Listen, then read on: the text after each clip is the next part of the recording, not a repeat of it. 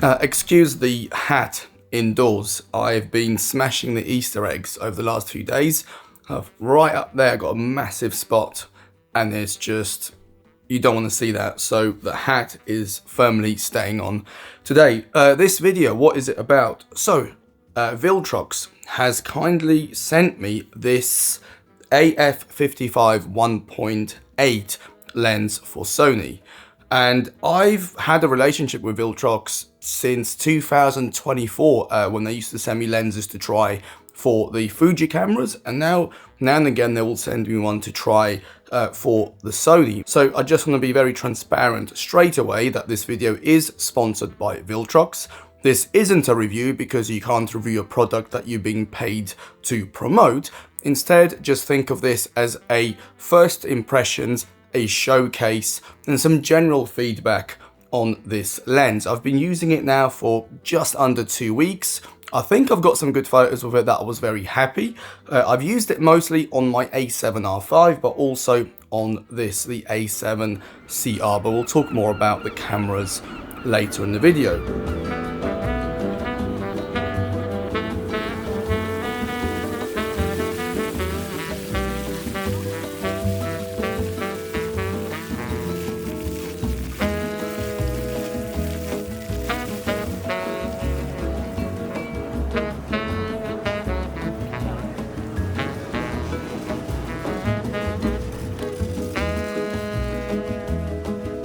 So let's first start with what's the point of this lens. And in my opinion, I think it's quite unique in the sense of it's got a few different things going for it, which when combined, I have not seen in other lenses for the Sony system. But I'm also not a kind of gear nerd in the sense that I don't know everything that's out there. So if you know of a lens that's similar to this, then please write it in the comments. But let's start with the pricing. It's around £360 in the UK, which is affordable. You then have a small compact size. If you compare it to some of the bigger Sony lenses, you'll see a noticeable difference. You have an f1.8 aperture, which makes this lens very usable in low light conditions. So in my opinion, I think it's a pretty unique lens, which is why I said yes straight away when Viltrox approached me.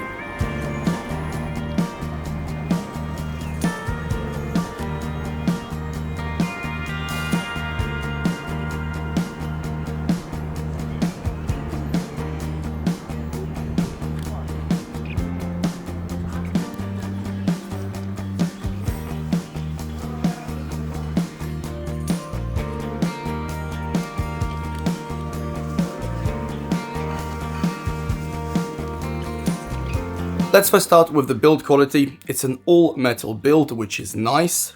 It feels solid. The focus ring feels well damped. The aperture ring, when the D-click is on, it's very well damped as well and smooth. If I turn the click on, it sounds pretty high quality, it sounds good. The other switches are generally very firm.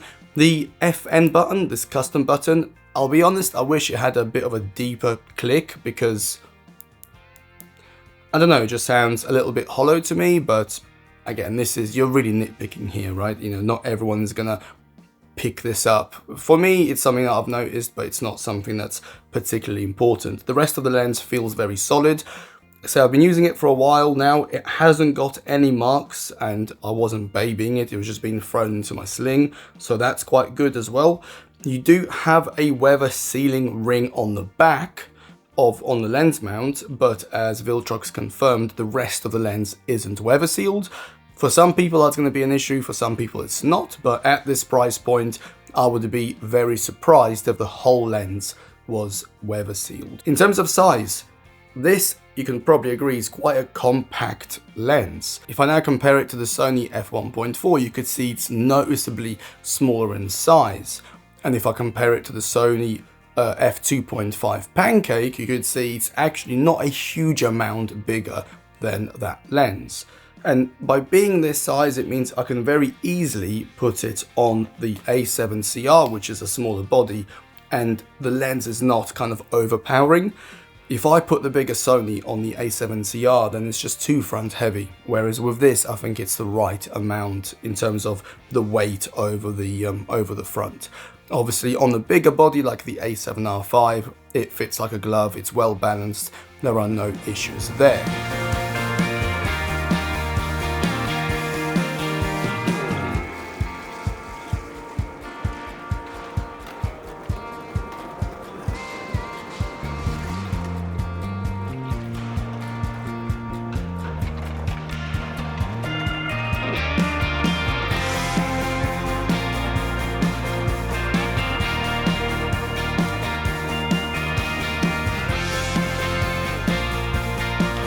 As for the features, you have an aperture ring, which for me I think is very important. I would not buy a lens at all unless it has an aperture ring. I know for some people this is just a non-issue, but I've always used an aperture ring since the beginning of my photography life, I guess. And to not have it just seems a bit weird to me, so I'm glad it's there and it's physical, it's clear. I'm also glad that there is this custom button, because now I can assign it various functions. So what I personally use it for is I have it to manual focus switch hold, which basically means when I'm shooting, if I press and hold this button, the camera switches into manual focus, and then with one finger, I can change the focus. This is great if you're shooting reflections, if you're shooting through things, or if you're in a scenario where the AF just isn't keeping up because it's not clear what you're trying to shoot. Hold this little button, get it into manual, readjust it, and off you go. And the moment you let go, it goes back into autofocus. But you still have your AF/MF switch there as well, plus the click and declick. So if you want to be doing video with this lens, you can very smoothly adjust the aperture ring without causing any noise, or without the kind of the steps that you get with the click.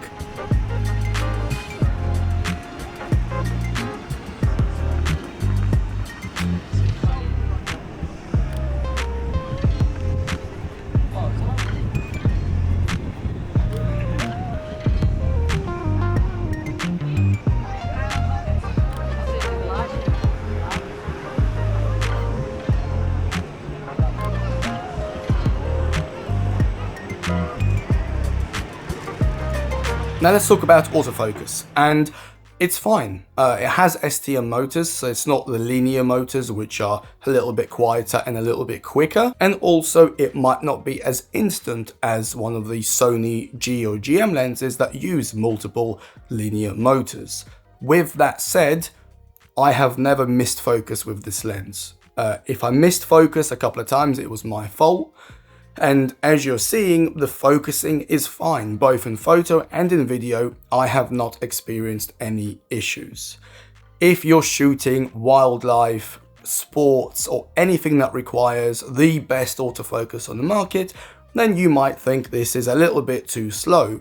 But again, you know, I say too slow, it's still incredibly fast, and in the right hands, it can focus on anything. So there isn't anything really to fault there. The autofocus works, and that's it.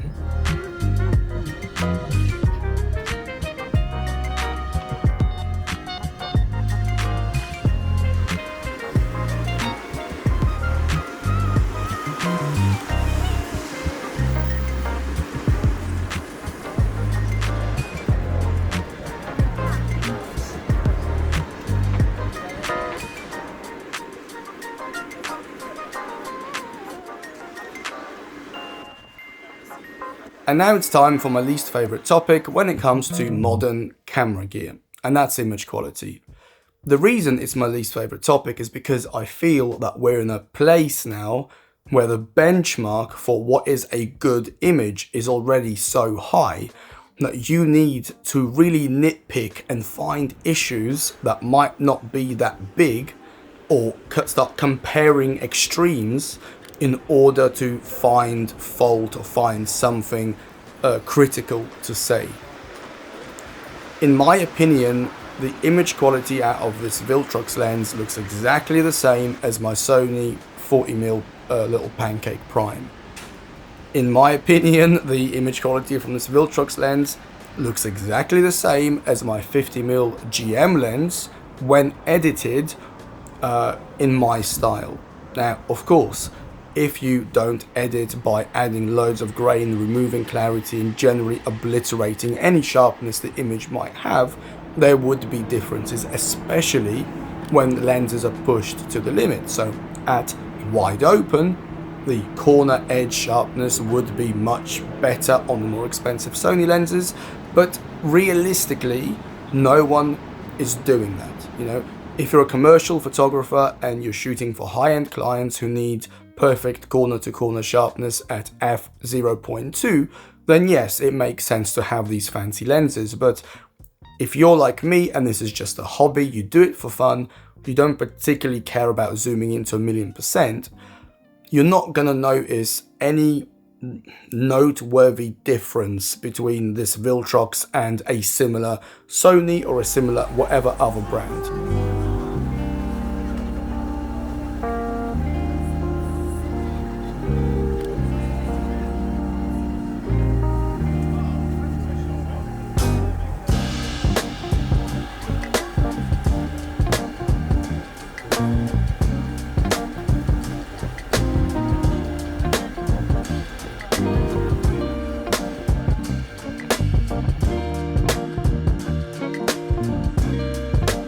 Well, it's time to summarize the video, and I mean, what can I say? It's a good lens. It's a great lens actually. For £360, you're getting a lot of value. The image quality is good, the autofocus is good, it's got all the buttons and the dials that you could possibly need. The only thing that's missing, at least in my opinion, is full weather sealing. I personally would have paid an extra £50–100 in order to have full weather sealing and that peace of mind, but I am probably in the minority there because most people don't have an issue with not having full weather sealing, and unless you're shooting in torrential rain, it's probably not going to be an issue anyway. So there is that. I don't know, I think it's a good lens. I can't really say anything critical or bad, or it does the job. But then that's probably why I'm not a professional gear reviewer, because I'd rather use it to take photos than talk about micro contrast at 10,000,000%. So there is that as well. Anyway, I am really waffling now. There's not much else I can add to this conversation. So if you have any questions, please write them down below. And that's it. Thank you ever so much for watching the video. Thank you for watching a sponsored video as well, because I know for some people that can be a bit of a sore subject, but thank you, because by doing these sponsored videos, it allows me to keep doing this in the long term. So thank you for that. Okay, now I'm definitely out of words. Thank you, and I'll speak to you soon. Bye bye.